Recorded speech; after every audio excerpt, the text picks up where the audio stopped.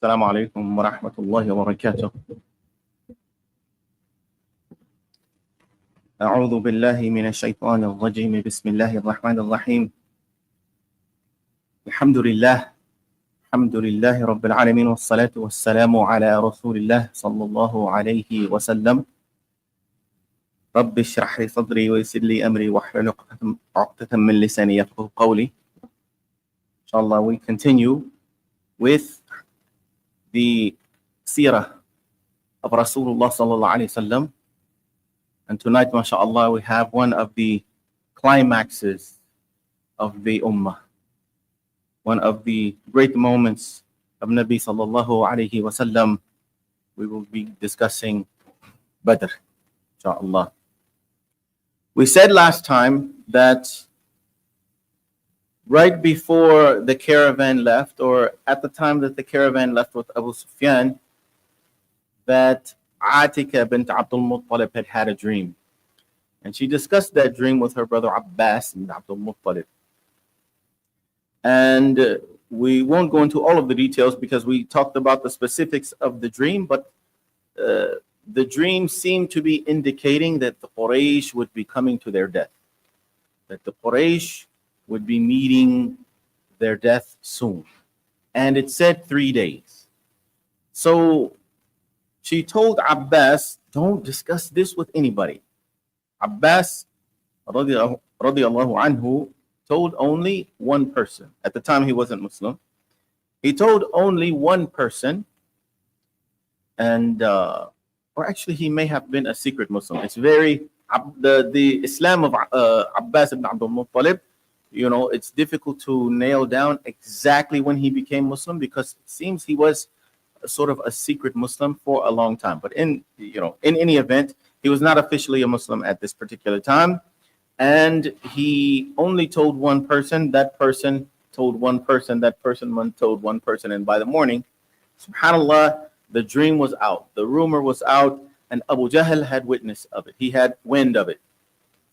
Abu Jahl made this big stink about everything that was going on, and he talked about the tribe of Abdul Muttalib, the family of Abdul Muttalib. He talked about Abbas. He saw that Abbas was coming out. He was going to make tawaf. So he waited until Abbas completed the tawaf and called him over and basically said, so, you Abdul Muttalibs now, you have a prophet from among your women. And subhanAllah, he's like, what are you talking about? He tried to pretend like he didn't know what he's talking about. What are you talking about? He's talking about your sister's dream, talking about Atika's dream. And he went on and on. He said, now it's not enough you're claiming that you would have a prophet among your men. Now you got prophets among your women and this and that. And he went on just saying all of these outlandish things. And Abbas really didn't respond to him, or not in a way that you would have expected. Sort of caught him off guard. By that night, all of the women of Abdul Muttalib were knocking at the door. So you didn't say anything. You're not going to say anything. You're not going to defend your family. And they were just on his head. So, subhanAllah, he was beating himself up about it.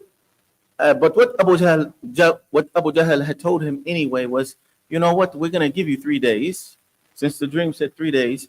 And if the dream is true, then okay, it's true. Then we're coming to our death. But if the dream is, if I'm here in 3 days, like, you're going to hear from it. You all are liars. We would know that the family of Abdul Muttalib are the liars among all of the Arabs. You are the liars. You are the biggest liars among all of the Arabs. So giving him a hard time. Abbas could hardly wait, because now his family is, bugging him. You didn't say anything. You didn't defend us. You didn't do this and that. So by the 3rd day, he was ready to say something. Now, we talked about Abu Sufyan. And Abu Sufyan now has already left with the caravan. And this is a huge caravan. And Muhammad ﷺ is sending reconnaissance out. Abu Sufyan is also sending reconnaissance out, because in the past we know that Abu Jahl let the Quraysh know Muhammad now is trying to stay in, he's looking out to see when we're going and when we're coming, right? Because they were trading with the goods that they had actually stolen from the Muhajirun after they left. So he said, Muhammad Sallallahu Abu Jahl told the Quraysh, be careful. And now since they're sending this huge caravan out, Abu Sufyan was extremely careful. So he came to the place of Badr. And when he got to the place of Badr, we talked about this last time, he was examining the stool of the camels. And he could tell from the stool of the camels what the feed was. And the camel feed was the feed from Medina. And he asked around, he said, has anybody been here that's not from here? Right? So the place around Badr, he asked the people from around Badr, has anybody been here that's not from around here? And they said, yeah, 2 guys were here. And he checked it and he was like, yep, this is from Badr. So Abu Sufyan makes a beeline. He's like, I'm out of here. So he doesn't go to the straight route to Asham, past Medina. He hits the coastline. When he hits the coastline, he sends a letter. The reason he's sending that letter is before he sent that letter, when he first found out from the stool that Muhammad Sallallahu and his people were coming, he sent a messenger. He sent a messenger, and the messenger headed for Mecca. Now, the 3rd day comes, Abbas is going out, and he's headed straight to the Kaaba, straight to the middle of the city. He's looking for Abu Jahl. He's looking for Abu Jahl because now I'm going to let him have it. I am going to let him have it for all the things he said. By the time he gets in there, the messenger of Abu Sufyan has made it into Mecca, and he's screaming. He cuts the nose off of his horse or camel, and he flips the saddle upside down, and he's like, Ya Quraysh, ayyuhal Quraysh, Quraysh, Quraysh, help us. Your caravan, your money is in trouble. You need to send help. So now the tension between Abu Jahl and Abbas is diverted because now the people need to gear up to save the caravan. They need to gear up. They need to mobilize. And so the messenger of Abu Sufyan has created a diversion. The little tiff between Abbas and Abu Jahl is nothing at this point, because now all of our money is in jeopardy because our caravan is gone. So they suit up and they get ready to go. So they basically compile an army, and they're headed towards Badr to go and save Abu Sufyan. As they're heading, the 2nd letter from Abu Sufyan reaches them. Abu Sufyan sends the letter. The 2nd letter reaches them, and Abu Sufyan is saying, your caravan is safe. We have made it. We have diverted any attention from us. We've escaped. If Muhammad Sallallahu Alaihi Wasallam was trying to get around or anything, he hasn't been able to catch us. We have gotten away. We're on the coast. Go back home. Don't worry about it. Because many of the Quraysh actually didn't want to fight. These are our family members. But Abu Jahl was like, no way. He said to Wallahi, and this is not a Muslim, but he swore by Allah, we are not stopping until we reach Badr. So the plan is, we're going to go to Badr if somebody is there or not, but they're going to see us. They're going to see us. They're going to see us living it up. They're going to see what kind of might we have. And it was approximately 1,000 of them. So they made that army and they went towards Badr. Meanwhile, Abu Sufyan is staying alerted. He's sending spies, doing all the things that we already said. And the Rasulullah ﷺ also comes to realize that the caravan got away. And now he has to have shura. Because what we talked about last time is that the Prophet Muhammad ﷺ, this was not a planned military issue. He came out one day and just said, hey, if you got your horses, let's go. Whoever has a ride, we're going right now. And the people, like the Aus, lived in the northern part. So whoever didn't have their ride, we can't wait. Sorry, we can't wait. We're going right now, because he had heard the caravan was coming, and he had gotten new information. We got to go right now. We can't wait. So there were a lot of people that were not there. We already talked about that he took a census and there was 1,500. There's only 300 of them, approximately, a little more than 300 of them going to raid these caravans. So they head out. But now he realizes, sallallahu alaihi wasallam, that the caravan has averted them. The caravan has escaped. So he has to have shura. He has to consult. And he asks his people, what do you think? Give me counsel. So he takes counsel with his Sahaba. So Abu Bakr stood up and talked for a minute. And Umar radiallahu anhu stood up and talked for a minute. But the Prophet Muhammad sallallahu alaihi wasallam seemed uninterested. So Sa'ad ibn Mu'adh spoke up and he said, Ya Rasulullah sallallahu alaihi wasallam, it seems like you want us to speak, meaning the Ansar. And the Rasulullah sallallahu alaihi wasallam said yes. Because the Ansar, this is the army of Rasulullah sallallahu alaihi wasallam. Of course, Abu Bakr has always been with him. Umar has been with him for a long time. The Muhajirun are his people. They migrated with him. But the Prophet Muhammad sallallahu alaihi wasallam took a bay'ah from the Ansar, right? And the Ansar, he wanted to hear from them. What do you think? Because we didn't come out here to fight an army. We actually really just came out here to raid a caravan. But now it looks like this might be way more than just raiding a caravan. So he wanted to hear from Sa'ad ibn Mu'adh, or he wanted to hear from the Ansar in general. And Sa'ad told him, radiallahu anhu, he said, Ya Rasulullah sallallahu alaihi wasallam, if you want us to lead our horses into the sea, we will do that for you. If you want us to lead our horses to the very tip of Arabia, we will do that for you. Ya Rasulullah, go towards what Allah subhanahu wa ta'ala has instructed you to do, and we will follow. So he gave Rasulullah that announcement, that commitment, just saying, do what your Lord has commanded you to do, and you will find us with you. And in another riwayah, in another narration, Al-Miqdad said the same thing or something very similar to what Sa'ad ibn Mu'adh had said. So they were lightly armed. They were lightly armed, right? They went to commandeer a caravan. So the military weapons that they had were not very many at all. Rasulullah and Abu Bakr set out to gather more information. So they went out and they found an old man in a place. And he wanted to ask the old man about three things.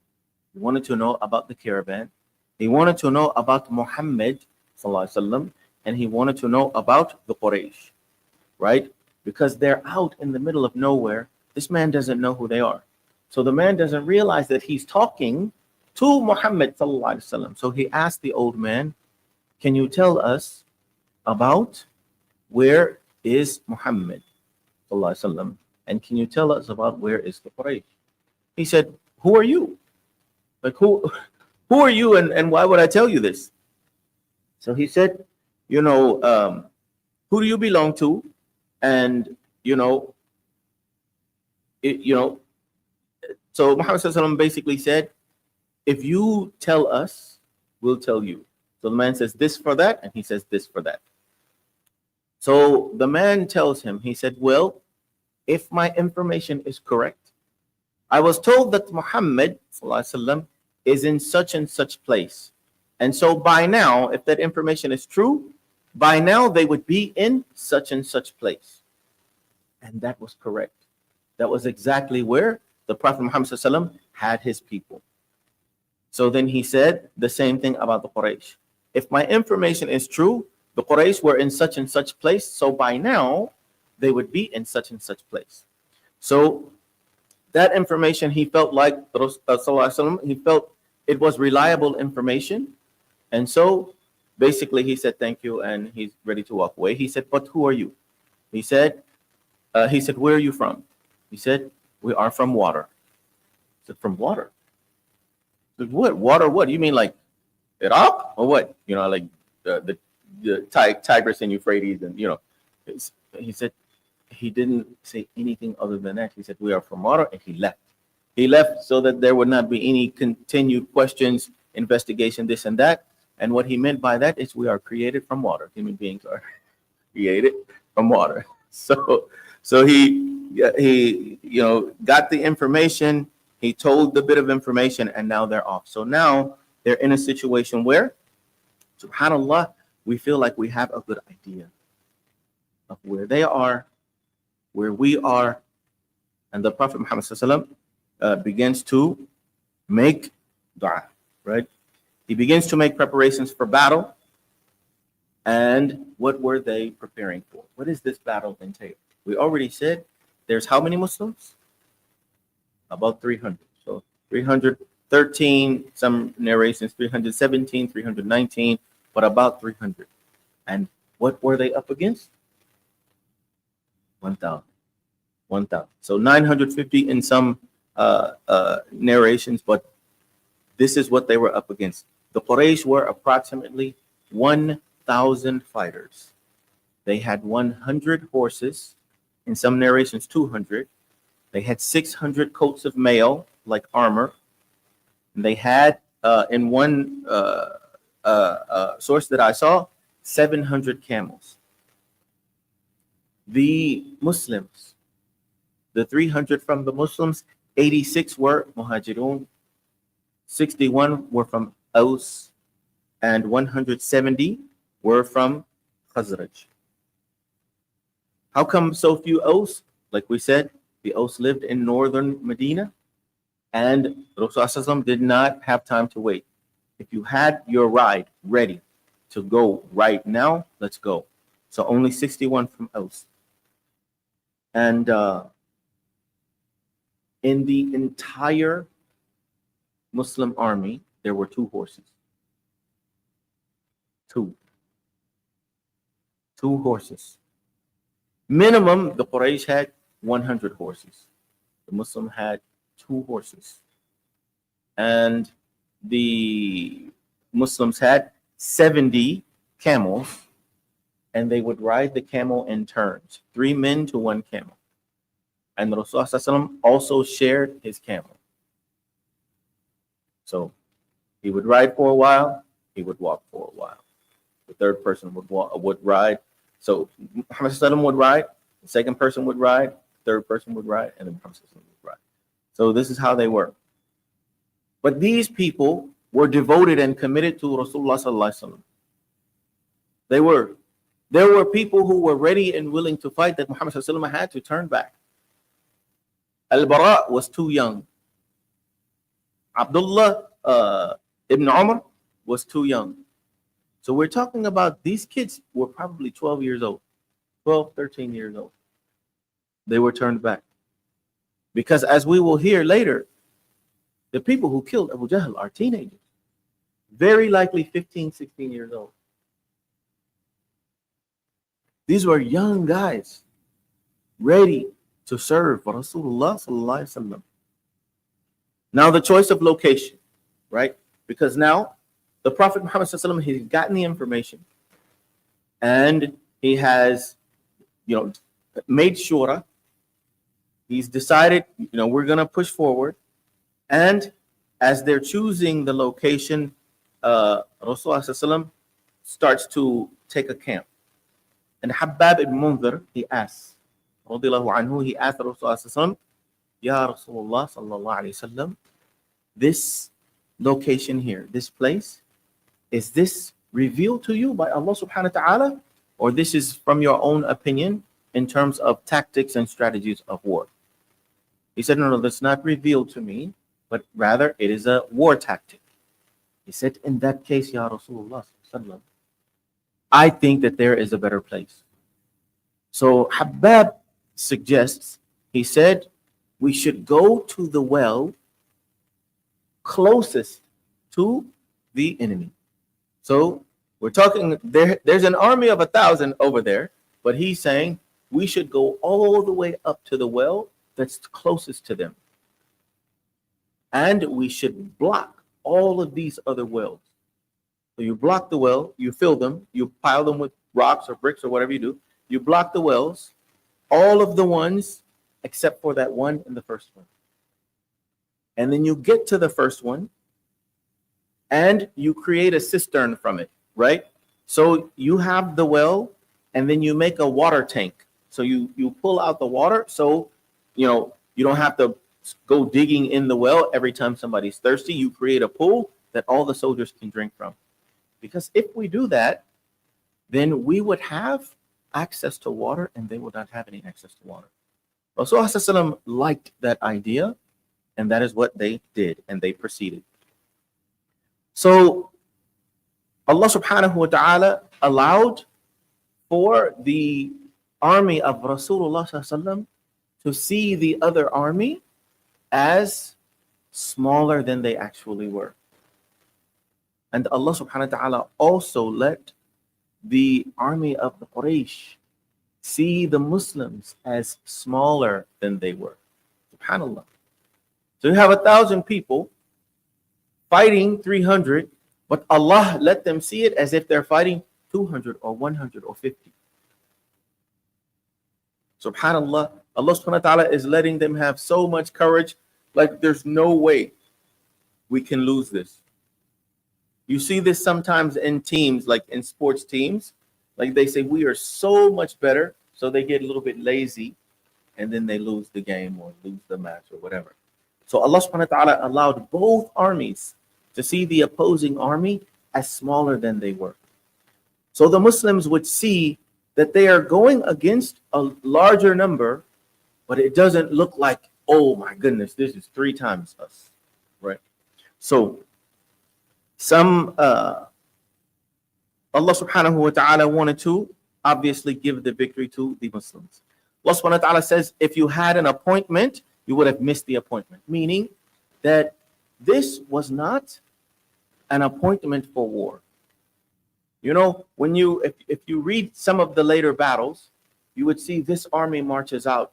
This army marches out. They know there is a plan. We're going to meet at this. We have an appointment that we're going to meet in the valley of Badr, or we're going to meet in such and such place, or we're going to fight. So these people are marching, those people are marching, and there is an appointed term. Allah subhanahu wa ta'ala said you didn't have an appointment, and if you had it, you would have missed it. But Allah subhanahu wa ta'ala wanted them to fight on the spur of the moment. Allah subhanahu wa ta'ala wanted the Muslims to be unprepared, so to speak. Because Allah wanted to give a clear and evident victory. So Sa'ad bin Mu'adh also talked to the Rasulullah and he said, I have a thought. And he told the Rasulullah that we should build you a portico. We should build you a tent in the back for you to be safe, basically. Because if we were to lose, if something were to happen, we have left brothers back in Medina who love you, who do not love you less than we do. They don't love you less than we do. They love you as much as we love you. And so if something were to happen, if the worst case scenario, you can retreat and you will have still believing Muslims who will fight with you and be with you and kada wa kada, because many of the oaths were behind. So the Rasulullah liked that idea and he did it, and Abu Bakr as-Siddiq radiyallahu anhu was his bodyguard for that at the tent. The night before the battle, the Sahaba fell into a deep sleep. A deep sleep. And many of the shuyukh say that if you have drowsiness in war, this is a ni'mah from Allah. This is a ni'mah. Because who could sleep the night before a war? A war, a battle. Usually you would be staying up, you would have your plan, you might doze off in a nap or something. But Ali ibn Abi Talib radiallahu anhu said, we slept. If you look at anybody, we slept like babies. Allah subhanahu wa ta'ala had them to be overcome with drowsiness. And they all slept. But Rasulullah stayed awake, making dua to Allah subhanahu wa ta'ala. And again, the next day, you could find Rasulullah sallallahu alaihi wasallam, he was very careful about how he set up the ranks, right? In the olden days, the Arabic way to fight would be to sort of attack and retreat, and then attack and retreat, and then attack. But Rasulullah didn't do that. He brought something new. So he would have the soldiers with lances up front, in rows, in ranks, and he would have the ones with arrows in back. And he had everyone sort of neatly organized, and he would give them instructions that how do you attack and what do you do? Don't be haphazard, and we'll talk about that. But when he got everything situated to how he wanted, then what was left is tawakkul, to trust in Allah subhanahu wa ta'ala. So you would find him making dua. He went in and he was making a long dua. Ya Allah, appealing to Allah, asking to Allah, oh Allah, if it was your will and we ended up losing this, there would be nobody worshiping you. If the Muslim would die right now, there would be nobody worshiping you. And he was just praying and praying to the point where Abu Bakr as-Siddiq started to feel sorry for him. He's like, Ya Rasulullah, that's enough. That's enough. Allah has given you the promise of victory. Allah subhanahu wa ta'ala is going to answer your dua. So he said that Allah would help him. And Allah did respond. Allah strengthened the Muslims. We will strengthen you with 1,000 angels. And in another place in Quran with 3,000, with 5,000. SubhanAllah. And how many angels did Allah need to give them? None. He didn't need to give them anything. We hear the stories of Ad and Thamud and this and that. Jibreel has destroyed a nation by himself with the tip of his wing. Just by himself. The Muslims didn't need 1,000 angels. They didn't need one angel. Kun fayakun could have everything, could have just obliterated everything. But Allah subhanahu wa ta'ala sent them the angels just to give them thabat, just to give them comfort, just to fortify their hearts, just to let them know you are 300, no matter how you are. I got 1,000 angels right there, just as reinforcements for you. SubhanAllah. So Allah subhanahu wa ta'ala is comforting them. And all of the wells are blocked. So one of the enemies, his name is Al-Aswad, Al-Makhzumi. Al-Aswad makes an oath, right? He's bragging, jumping around. Oh yeah, this and that. The war is hasn't started yet, but it's right there. It's at the tipping point. And he's like, I'm going to go get me some water. Essentially what he's saying, check this out, bro. You want to see something? You want to see something? You see they're standing by the water, right? Watch me. And he took an oath. I take an oath, I swear by Allah. Watch me. I'm going to get some water right now. Watch what I do. So he goes and he makes a beeline trying to get to the well. Being tough and cool and this and that. Hamza comes out, whack, cuts his leg off. He's so stubborn, he starts crawling, right? And he cuts the leg off, and the leg is just spewing, right? Because you got one of your main arteries in your leg, right? So blood is just spewing out of the leg. He's crawling anyway. Hamza ends up finishing him. So Hamza finishes him off. So now the battle we're right there.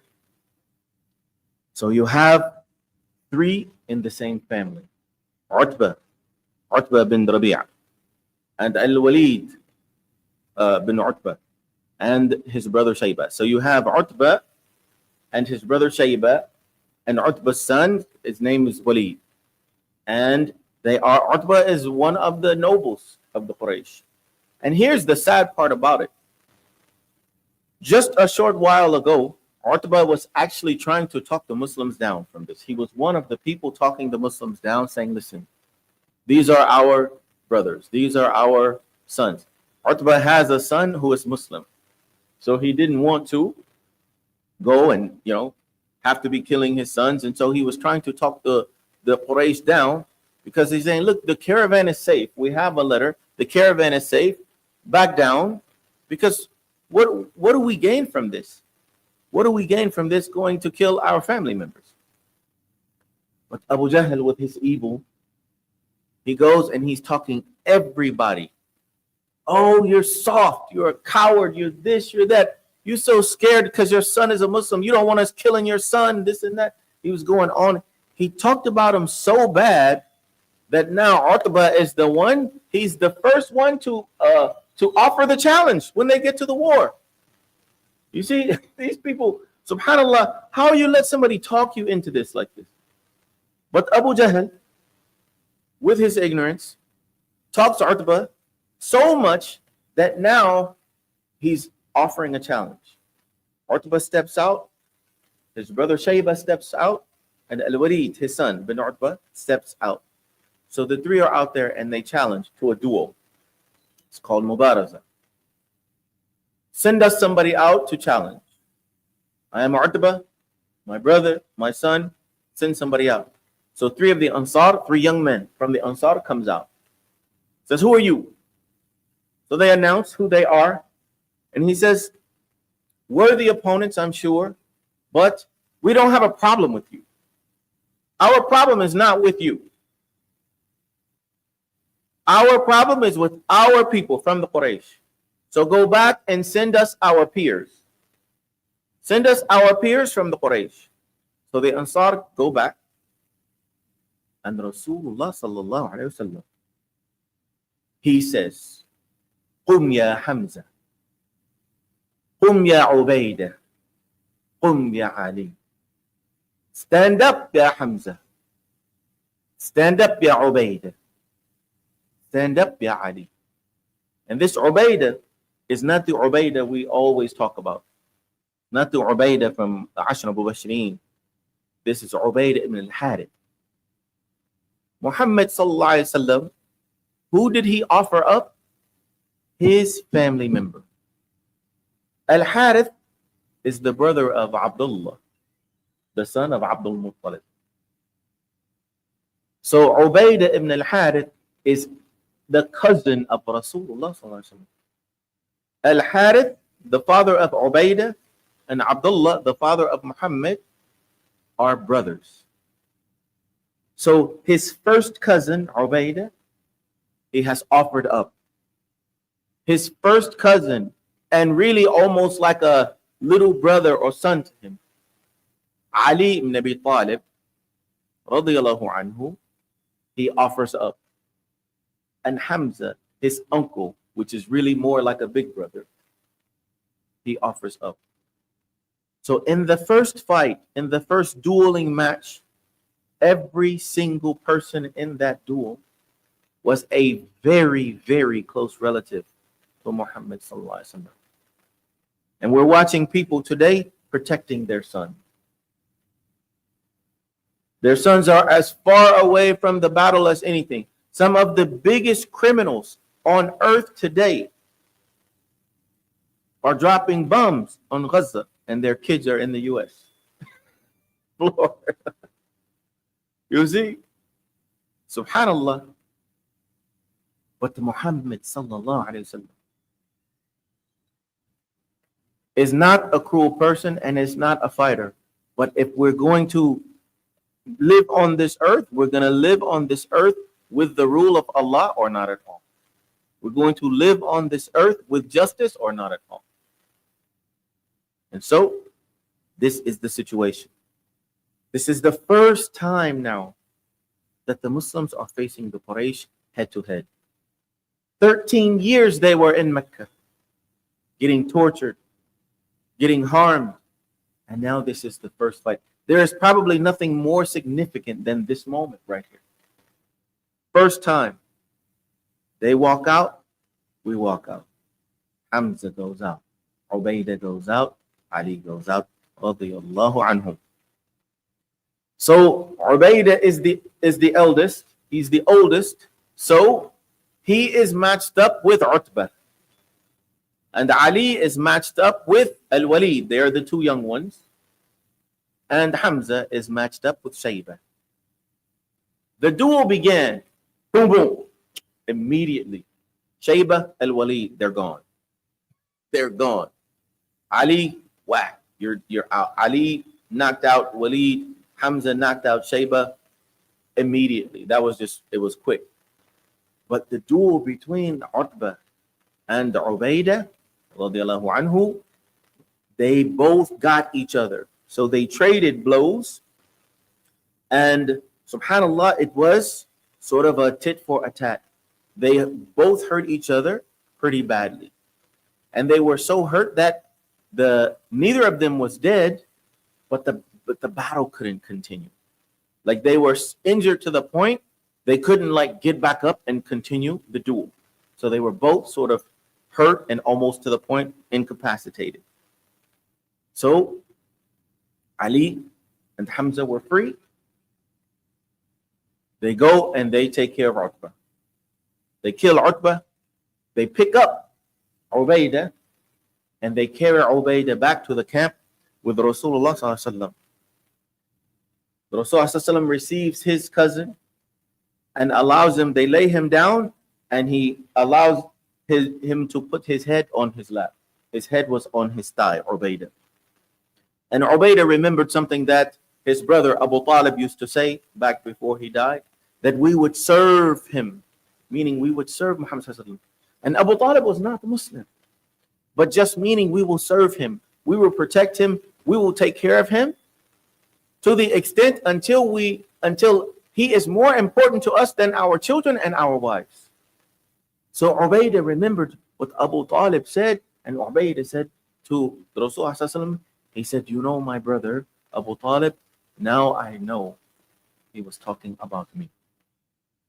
Because he was saying that you, Rasulullah, are more important to me than my sons, than my wife, this and this. I have given everything for you. I've given everything for you. And he died right there on the thigh of Rasulullah sallallahu alaihi wasallam. And Rasulullah sallallahu alaihi wasallam made an oath saying, definitely you are a shaheed. So the Rasulullah sallallahu alaihi wasallam testified that he is a martyr, an accepted martyr. The Quraysh now have lost the Mubaraza and they are enraged. They start to advance. The Quraysh come out, they start to advance, and the Rasulullah starts to give instruction. He said, listen, hold your shots until they close in. When they close in on you, then shoot. Because they don't have a lot of ammunition. They came to raid a caravan, guys. They came to raid a caravan. They didn't come for war. Hold your fire until they close in. When they close in on you, shoot your arrows, and then preserve your arrows. Go and collect them. Collect your arrows. Shoot them, go get them, collect them. So he was giving them the instructions to stay calm, stay controlled, preserve the arrows. Once the battle started, the enemies saw the Muslims as double their number.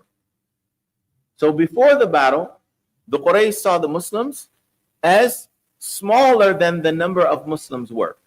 Right? So the Muslims were 300. The Quraysh saw them as smaller than 300. Once the battle started, the Quraysh saw the Muslims as double the number. Not double the number of the Muslims, double the number of the Quraysh. So they went from seeing a number less than 300 to seeing a number that's like 2,000 or more. They were like, whoa. So now their hearts are just boom. And, so they began to see that. And there was, of course, fear in their hearts, started to build in their hearts. The Muslims had 3 banners. They had a banner, a main banner for the army, and it was just a white flag. It was carried by Mus'ab ibn Umair, the one who first went to Medina to teach them about Islam. And there were 2 black flags. And one of the black flags was the standard and it was held by Ali ibn Abi Talib. And they had a battle cry. What was the battle cry? Ahadun ahad. Why ahad? Because Bilal. So Bilal, when Bilal was being tortured in Mecca, they would hold Bilal down on the ground under a hot rock. His body would be frying in the sand. No matter what Umayyah ibn Khalaf did to him, he would just say ahad, ahad, ahad, one. They even asked Bilal, why you only say that? He realized this is the thing that would hurt or made Umayyah the most angry. Because Umayyah used to treat him well before, even though he was his servant. But after he embraced Islam, Bilal embraced Islam, Umayyah treated him horribly, tortured him and everything. But Bilal never gave up. And Umayyah would say, you better come back to your religion. And Bilal would say, Ahad, Ahad, one God, one God, one God, one God. So the whole battle cry for Badr, everybody was running around in the war saying, Ahadun, Ahad, Ahadun, Ahad, Ahadun.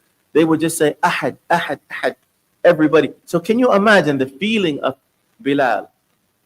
Everyone around him is saying Ahad. Everyone is saying his words. He's like, oh, bro, we about to get it. We about to get it on right now. It's ready. So this was the battle cry.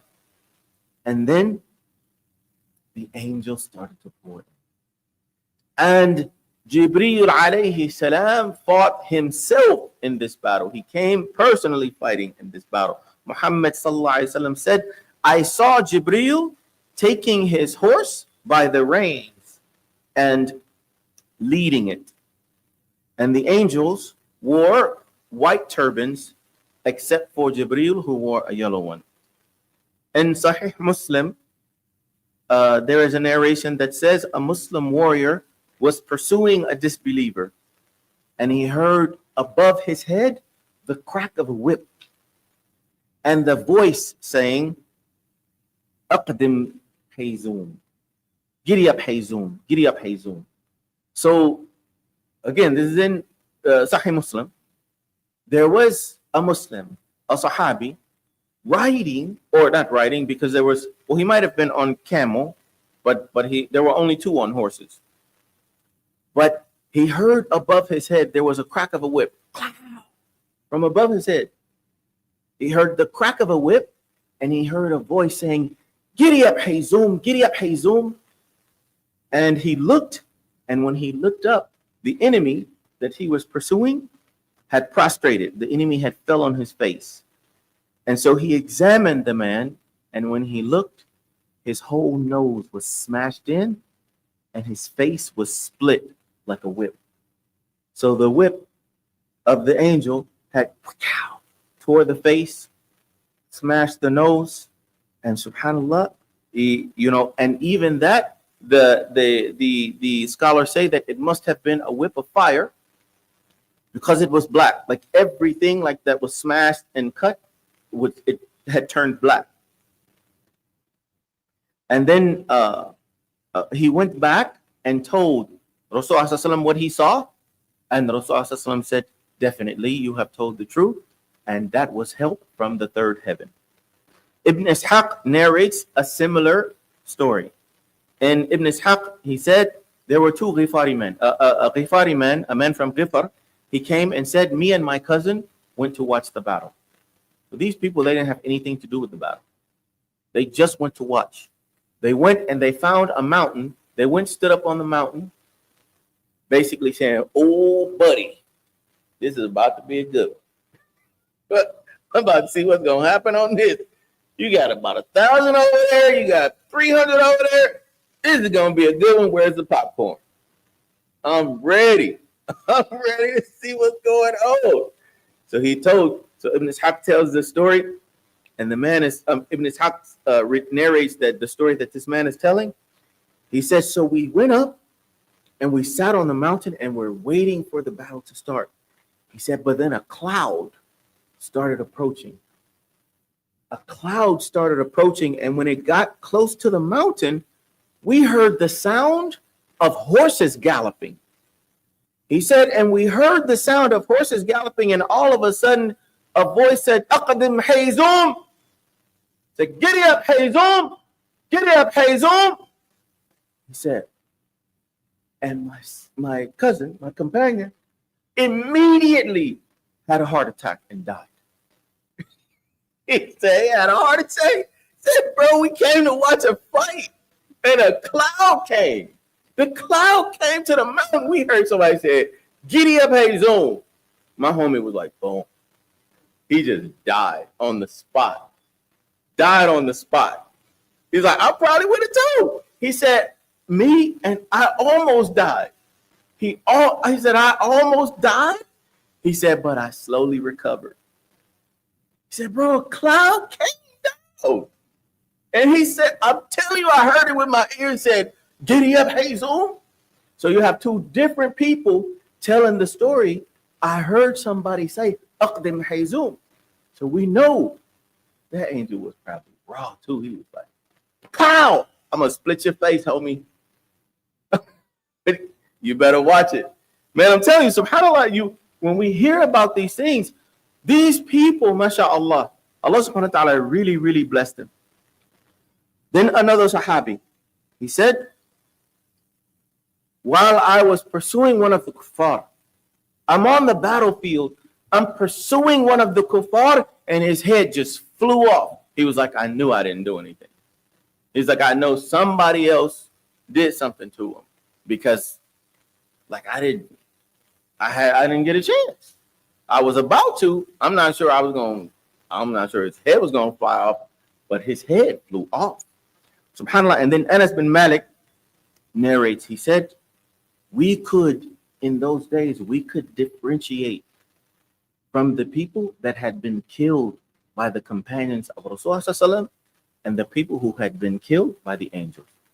You could see a very clear distinction from their dead bodies, from the dead enemies. You could see a very clear distinction. This dude was killed by a human. This dude was killed by an angel, clearly. Sometimes it was because even he said that those killed by the angels, their fingertips would look like they had been burned, like by branding iron. And even then, like a cut, it was a clean cut. It was a clean cut, like laser, And so, subhanAllah, then there's the story of the uncle, Al-Abbas. Rasulullah told the people, if you see Al-Abbas, don't kill him. Because Al-Abbas, really, he came out, but the only reason he came out is because he was pressured by Abu Jahl, but he had no intentions of fighting any of the Muslims. He had no intentions of fighting any of the Muslims. So, and the Rasulullah knew that. So he told his people, if you see Al-Abbas, don't kill him. But they had captured him. So an Ansari man comes out, an Ansari man, small kind of guy.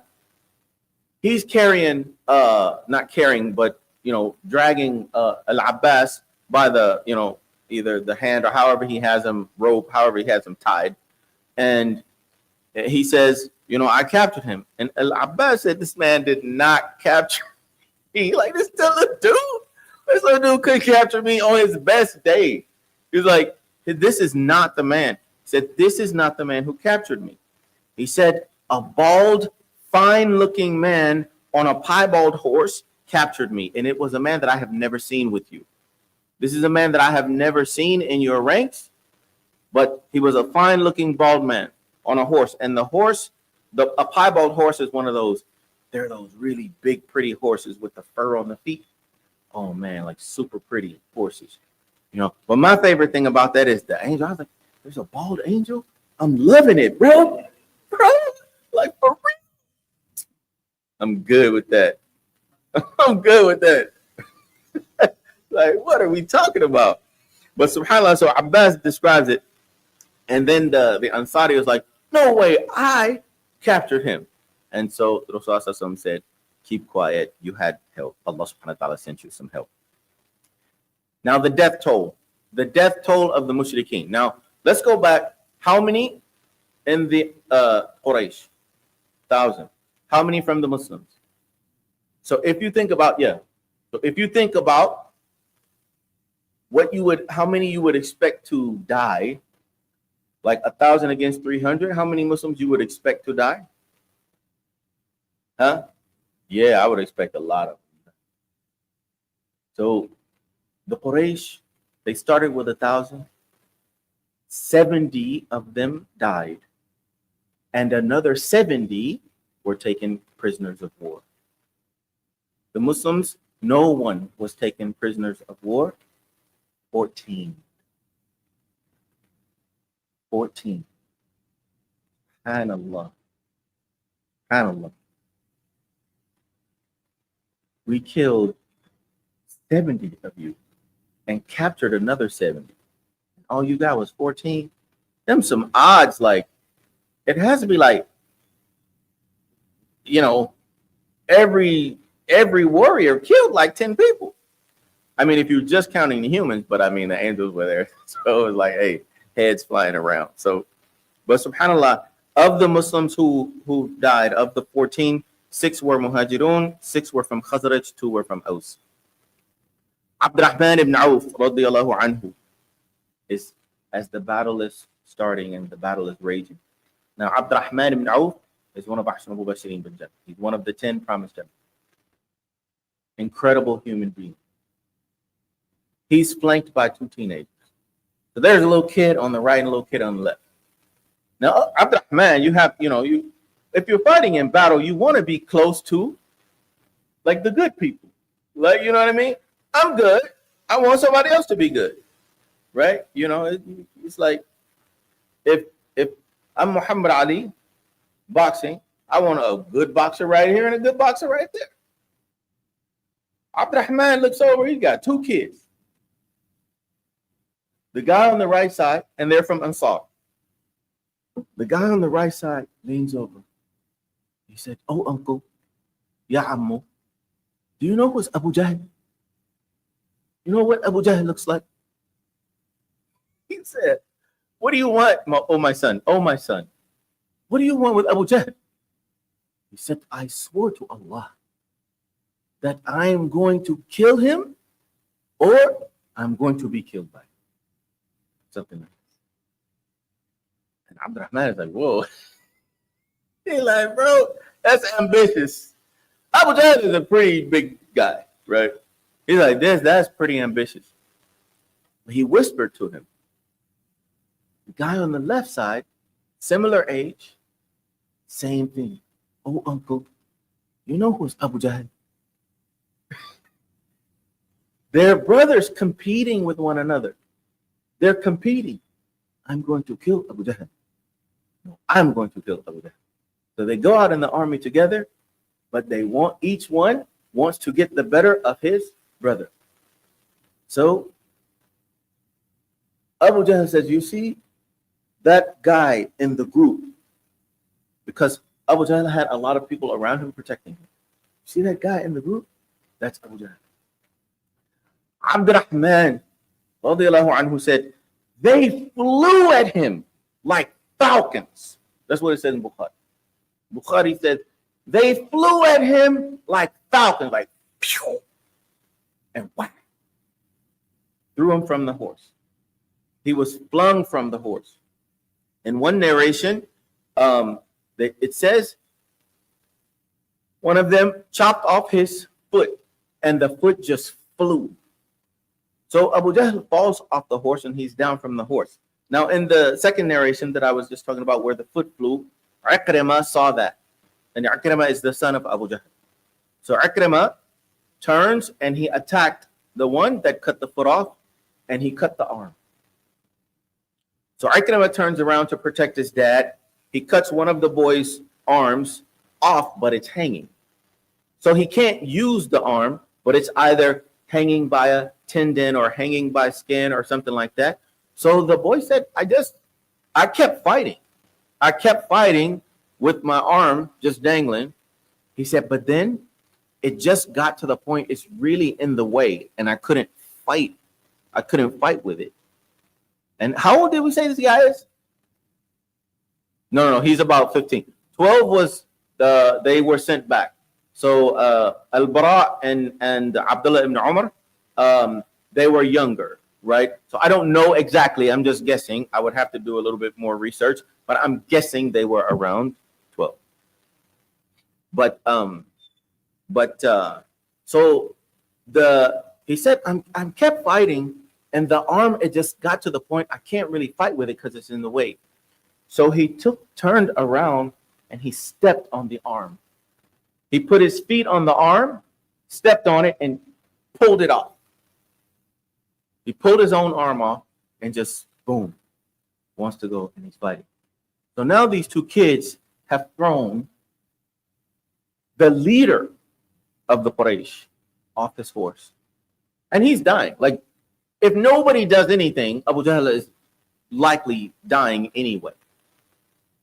Right? So they've thrown him from the horse. Abu Jahl is wounded, and he's deathly wounded. And Rasulullah ﷺ wants to know, he asks about Abu Jahl. He's asking who would go and check on Abu Jahl. So Abdullah ibn Mas'ud volunteered. Abdullah ibn Mas'ud goes and he's looking for Abu Jahl. He goes and he finds Abu Jahl after the two youngsters have, thrown him from the horse. He goes, he finds Abu Jahl lying on his back. In one narration, he walks up, he says, Allah has shamed you, O enemy of Allah. And he says, how? Abu Jahl he was such an ignorant man. He was so prideful. He's like, how? So Abdullah ibn Mas'ud says, Allah has disgraced you, O enemy of Allah. And Abu Jahl said, how? Like, how is that? Am I not the most noble person you have killed? So he's basically saying, I know you're going to kill me because I'm on my back and you're standing up, but I'm still the most noble person you have killed. So in what way am I disgraced? Like, on the deathbed, just never a moment of humility for him. So, and then after that, he said, am I not the most noble that you have killed? And then after that, he says, by the way, who won? Who's winning? Who's winning the day? And Abdullah ibn Mas'ud said, Allah and his messenger have won the day. Right? And so, but in another narration, same thing, Abdullah ibn Mas'ud is walking up, and he said, I walked up, and Abu Jahl was on his back, holding a very fine sword, protecting himself, trying to protect himself. So he's on his back, but he's still like trying to do something. And Abdullah ibn Mas'ud said, and my sword was just like this old rickety thing. Right? So he said, I walked up to him. I'm like, I see the arm with that sword. Wow. I took the arm off, grabbed the sword. So I got the sword, and then I sat on his chest. So Abdullah ibn Mas'ud now is sitting on the chest of Abu Jahl, and I need you to see this. Abdullah ibn Mas'ud is this little bitty tiny dude. He is a little bitty dude, and Abu Jahl is pretty big. So Abu Jahl is having this conversation with, Abdullah Mas'ud. He said, you have climbed very high to be a herdsman, right? He said, you have climbed very high just to have been a herdsman. Like, this is, wow. Little bitty Abdullah ibn Mas'ud. You climb very high on the chest of this man right here. so subhanAllah, he's just so arrogant. But he, subhanAllah, sat down, and they had that conversation, and Abdullah sat on his chest, radiallahu anhu, and took his head off, cut his head off. He said, I took the head of Abu Jahl back to Rasulullah, and it was like I was walking on air. He felt so good because Abdullah ibn Mas'ud was one of the du'afa. He was one of the weak ones in Mecca. He was one of the downtrodden. He was one of the tortured. He was one of the low class. And I have taken the head of the chief enemy, the Fir'aun of this ummah, to deliver to Muhammad sallallahu alaihi wasallam. He was like, man, I was walking in the clouds. He was like, I was walking light that day. And just look, you see, look at who Allah subhanahu wa ta'ala now has caused to kill this man. He thought he was the most noble, and look at how he was disgraced in the end. And we'll end off with the story of Umayyah ibn Khalaf, who was also one of the nobles. Umayyah was a good friend of Abdurrahman ibn Auf. So Abdurrahman ibn Auf was the one who was standing between the two boys who went to kill Abu Jahl. But Abdurrahman ibn Auf actually had a good relationship with Umayyah ibn Khalaf. And Umayyah ibn Khalaf was the noble in Mecca who was actually the enslaver of Bilal ibn Rabah. And Umayyah ibn Khalaf he had heard, even when he was in Mecca, he had heard that Rasulullah had said that he was going to be killed. So Umayyah, he wouldn't leave Mecca. He wouldn't leave Mecca at all. This was before Badr. So this didn't have anything to do with Badr. He had heard the news that Muhammad said he was going to be killed. So he was like, well, he asked the person who told him, he said, did he say I was going to be killed inside of Mecca or outside? And the messenger didn't say. He said, I don't know. He didn't say whether it's inside Mecca or outside Mecca. So then Umayyah said, well, then in that case, I'm not leaving Mecca. He said he was never leaving. Like, I'm not going outside of Mecca, period. Well, Abu Jahl is ready to go. We're going to save the caravan. And if it's not there, we're going to do whatever we're going to do. Abu Jahl made everybody feel like, man. So Umayyah wasn't going to leave. So Abu Jahl sent him like this little thing. It's like a perfume kind of thing. He said, here, since you're an old woman, you take this. It was a gift that you would give like to an old woman. He said, take this. Since you're an old woman, you're not going to do anything. So he talked about Umayyah so bad that Umayyah finally gets out. But Umayyah decides, he says, I'm going to go, but as soon as I go out in the army, I'm going to go to this one point and then I'm coming back. But every point that he decided, well, I'll go to this point and then I'm going to come back. Every point he decided to go and where he was going to say he was going to come back, he never came back, and then he got in battle. So he was not killed in the Battle of Badr, but rather he was taken as captive, because you had Abdurrahman ibn Auf was collecting the booties of war, right? Because they had 600 coats of mail, so he was collecting coats of mail. So Umayyah saw him, and Umayyah said, why are you collecting those? I could give you something way more than that, way better than that. He said, what? He said, myself and my son. So he wanted to give himself up to basically under the protection. He wanted to put himself as a prisoner of war, because they were previous friends. Abdurrahman ibn Auf and Umayyah, they were friends in the past. So he said, listen, I'm going to surrender to you. I'm going to surrender to you, and then you will take me as your captive. And then when you send out the ransom for me is going to be extremely expensive, because I'm a rich man. So you can leave those coats of mail. You have me as your prisoner, and there you go. So Abdurrahman took him as prisoner and his son. So they're walking. He's taking him back to the Prophet Muhammad sallallahu alaihi wasallam. He's taking him back to the Prophet Muhammad sallallahu alaihi wasallam. Bilal looks up. He was like, oh no. So Bilal runs over.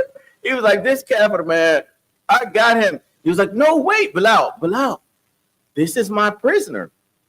He said, no. He said, Bilal, this is my prisoner. He's a prisoner of war. I'm taking him. He said, I'm telling you, no, he is not. If he is alive on this earth, I can't be alive on this earth. If I'm alive on this earth, he cannot be alive on this earth. So Abdurrahman, because Abdurrahman and Bilal are brothers now. They're Muslim. We're brothers. He's like, I'm not having it. Bilal was like, I am not having it. This man is kafir. He is the enemy of Allah. All the stuff he did, no way.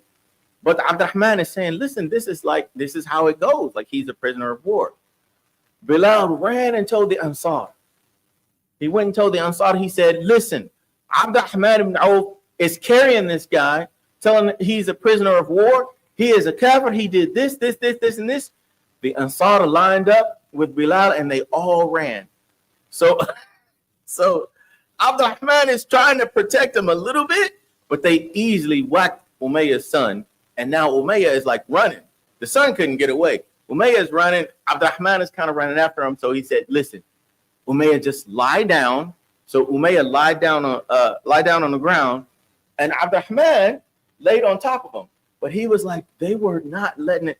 They were jabbing at him. They were jabbing. They were sticking around the body. So obviously they loved Abdurrahman ibn Auf. They loved him, but they were like, listen, we love you, but this is not happening today. Like he's ours, right? So he's like, one of them actually even clipped me. Like one of the swords or one of the spears, it actually injured Abdurrahman because he was like lying on top of him. Man, they were sticking and jabbing under Abdurrahman, and Bilal killed that man that day. Bilal killed that man. The one who enslaved him. The one who enslaved him and tortured him. Bilal was like, I love you, Abdurrahman, but not today. This man is a dead man. It's not happening, right? So alhamdulillah, so this is the story of Badr, and you could go on and on and on because this is such a great story in Islam. But alhamdulillah, we ask Allah subhanahu wa ta'ala to always give us victory. And we ask Allah subhanahu wa ta'ala to give us victory in dunya wal akhirah. We ask Allah subhanahu wa ta'ala to make us the ones who are obedient. We ask Allah subhanahu wa ta'ala to make us the ones who love him and who love his Rasul sallallahu alaihi wasallam, and the ones who know his Rasul sallallahu alaihi wasallam. Subhanak Allahumma wa bihamdik. Ashhadu an la ilaha illa ant. Astaghfiruka wa atubu ilayk.